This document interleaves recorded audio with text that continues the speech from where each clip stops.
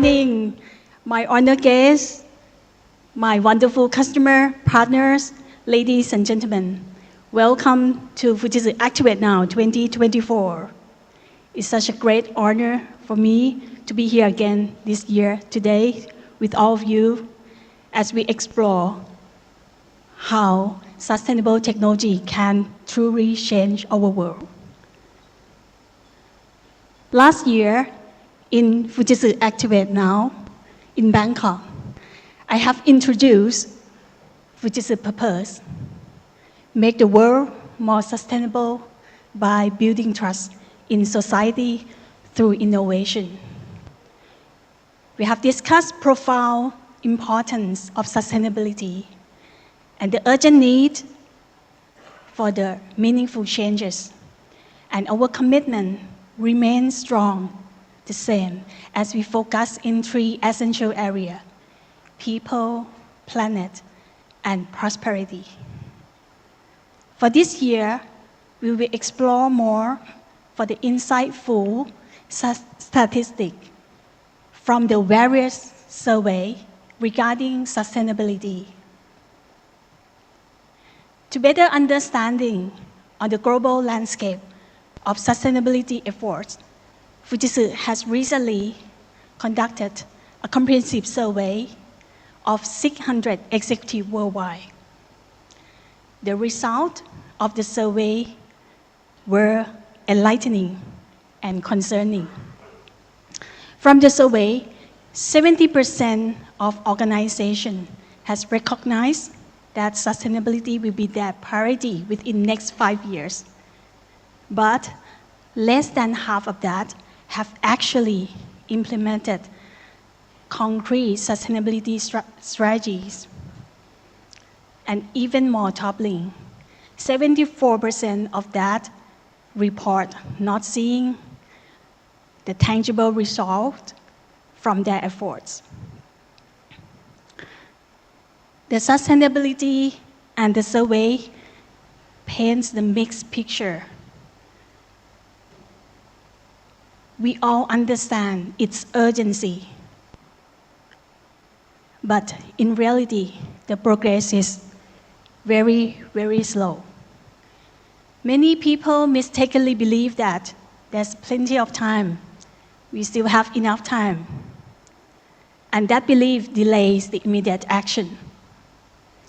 The challenge of sustainability can sometimes feel distant and abstract. However, we need to approach this situation with the same urgency, with the same commitment that we saw in the global response to the pandemic. Even though I said the progress were very, very slow, but there's still some good news. The good news is we can identify from the survey that we have a group of organizations that has been leading the way for sustainability. This group of organizations have implemented concrete sustainability strategies, and they could find tangible results from their efforts.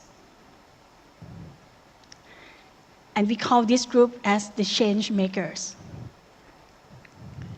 Unfortunately, the change maker represent only 11% of survey companies globally, and just 7% in Thailand. We also found that the change maker, they share some key characteristics. The first one, they use the data wisely, and they also share those data within their company and with their partners. And the second one, they're not afraid to share their knowledge across industry. And the third one, they understand that sustainability and business performance can go hand in hand. With their success story, it proved that with the right approach, we can create a win-win situation between our business and our planet. Today, I would challenge each of you to become the change makers in your own right. I urge you to stand courageously and take decisive action right now. We have outstanding lineup of speakers and sessions that can provide you insights, tools, and inspiration to lead your own strategy for your organization and for Thailand industry. Today, we are greatly honored to have Mr. Otaka Masato, Japan Ambassador to Thailand, deliver our special address. And we will hear from Stephanie from IDC, highlight on the topic, wayfinding towards 2030 and beyond. This will highlight on the overview of Thailand policy on sustainability and also how corporate can leverage technology, especially AI, to the business strategy.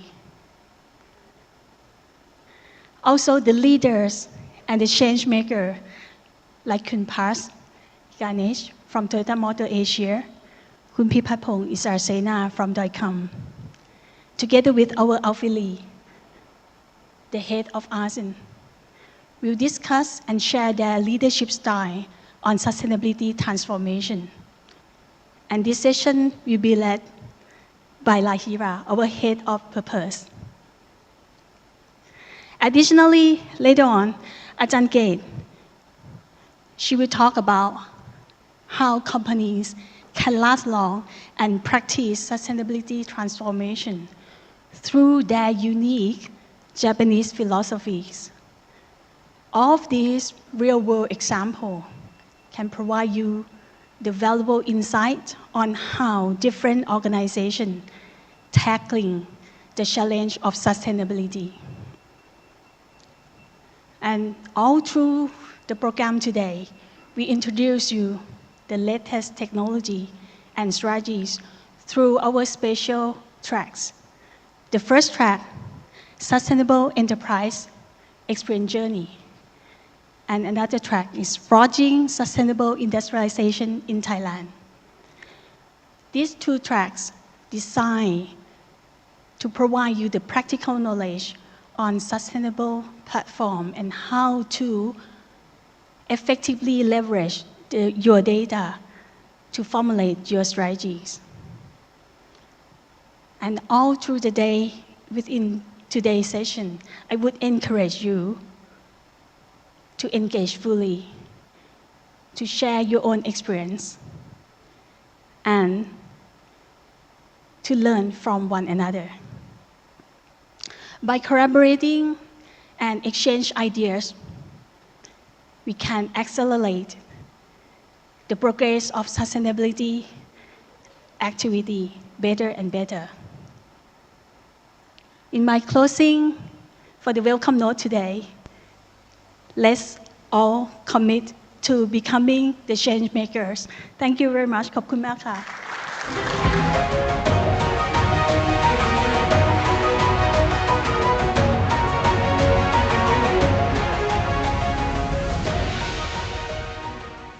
Good morning, ladies and gentlemen. Good to see you all. It's a great honor and pleasure to be here with the Fujitsu event. As you know, Fujitsu is one of the biggest companies in Japan, and it's one of the best-known companies in Japan as well. And they have quite a lot of people who are involved in coming up with new ideas about the future of Japan, the future of you, and the future of the world as well. And I'm just glad to see them being committed to having meetings like this to get people together and think together about the future. I think the main theme this time is sustainability and digital transformation. I had a look at the display in the next room and what Fujitsu has in mind about the future. And I think when you talk about digital transformation, there are many, many ways that you can actually apply it. And I think As far as I can see, there are a few things that people think it boils down to a few things. Realizing new technology. I think we saw the body recognition system that was displayed in the next room. I think that was something that will be available to us, and I think that will be of great use. It will improve our lives. And then I think, and that's augmentation in a way, adding some new technological elements to what we have already and make things even more effective.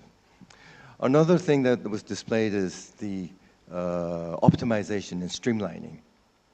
And I think that could be useful for many companies who will be able to maximize their activities financially, as well as the distribution and allocation of resources as well. And of course, there's some display about combination of different information and aspects of technology as well. And this will make it possible for the world to see new technologies that will address certain issues. I think in that display, I was explained that, for instance, optimizing the transportation system by way of identifying what's the best level of parking space, for instance, available in the subsidiary, in the local stations.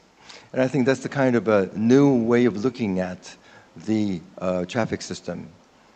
In Thailand, as you know, we have traffic jams everywhere, I'm afraid, and it hasn't gone away. And we're also seeing new land and estate development. We see a lot of high-rises, residential, office as well, but we're seeing a lot of new houses being built. Are we doing it systematically? People are not really sure, and this is the reason why we're helping, and some Japanese companies are helping Bangkok and Thailand with what we call TOD, how the transportation system can be optimized in actually planning the residential areas, and how the residential areas can be commercialized to make sure that they will be sustainable in the future. This is what we have been doing in Japan, but I think this is something that Bangkok needs as well. So with all that in mind, what are we doing with digital transformation? I think, as I said, there are infinite ways of making use. One example that we come across in Japan is about a udon shop. I'm sure you've heard of Marugame. I don't think they're in Thailand yet, but it's one of the main brands of udon. And they have been able to apply their digital technology at every shop and to automate everything and freeing the staff from actually making the udon itself. And they will be able to go out into the seated areas and be able to communicate with the customers more and to improve their services. I think that's one way of digital transformation. But I think if you want to look at the bigger picture, Japan has been suffering from competing, not being able to compete in the international market. And I think there's always a tendency for Japan to emphasize what we call monozukuri aspect, the making of things, the craftsman, the skill of manufacturing or making individual things. This is the strength of Japan, but I think this is also one of the weaknesses of Japan. If you look at the world in which smartphones play a major role, this was not available maybe 20 years ago, but it's come up very, very quickly. And I think many companies realize that this could be the big game changer. I think you need somebody to really work on the strategy and the marketing itself. And this is probably what the Japanese companies need. So if we can have people, if we can use more resources to actually think about the future, about strategies of the future, and how the lives of the people can be improved, I think this will make the company stronger, but actually more useful for the society. And this is precisely what Japanese companies need. Monozukuri, I think that should remain, but how do we use the monozukuri side? That's the big question. And we need good marketing and good strategy. One thing I would like to mention here today is being in Thailand, you realize that the economy has two layers, and we still have what we call disparity, income disparity. We see a lot of rich people. Many people are very well off, particularly in Bangkok, but we see a lot of people who are not that well off. And I think what we should be doing our best, we should be trying our best to address that. If you look at the situation in the north, particularly in the Isan, people are still struggling, and many immigrant workers actually in other countries from Thailand come from that region. And in addressing disparity, you have to address the livelihood and the income of these people there. Japanese government and JICA, who have been working with the agricultural sector of Isan area for the last 50 years, and we have not been able to come up with effective answers. But we're starting to see many private companies trying to play their role to come up with ideas how these people can actually improve their lives, how the agriculture in these areas can be more efficient and more productive as well. I think this is the area that DX, digital transformation, can actually play a role.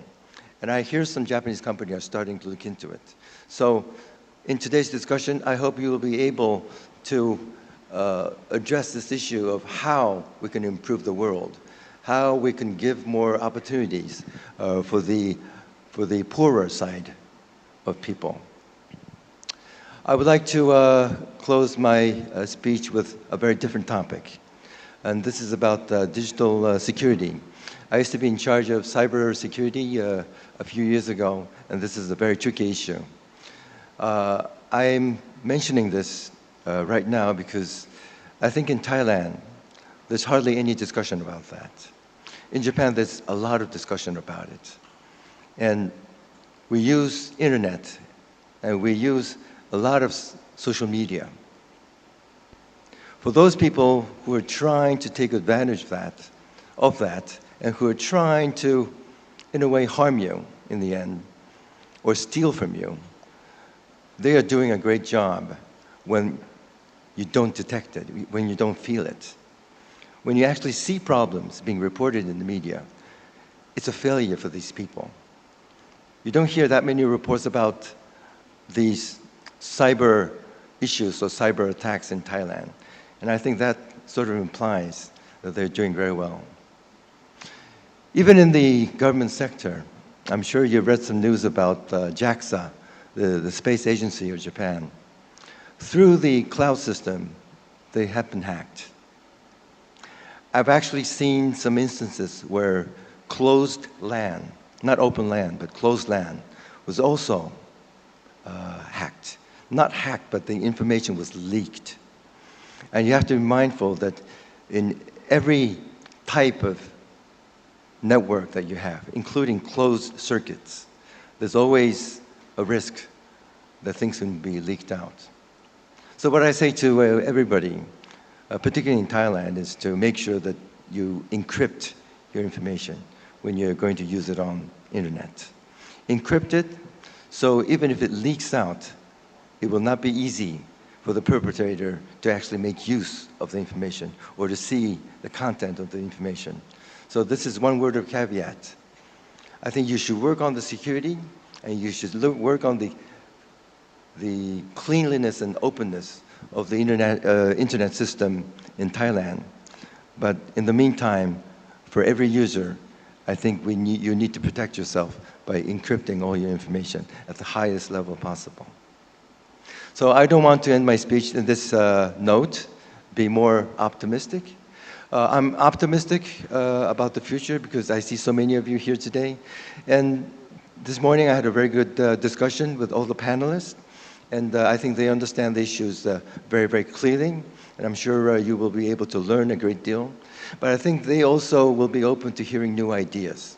I think this is the important aspect of digital transformation.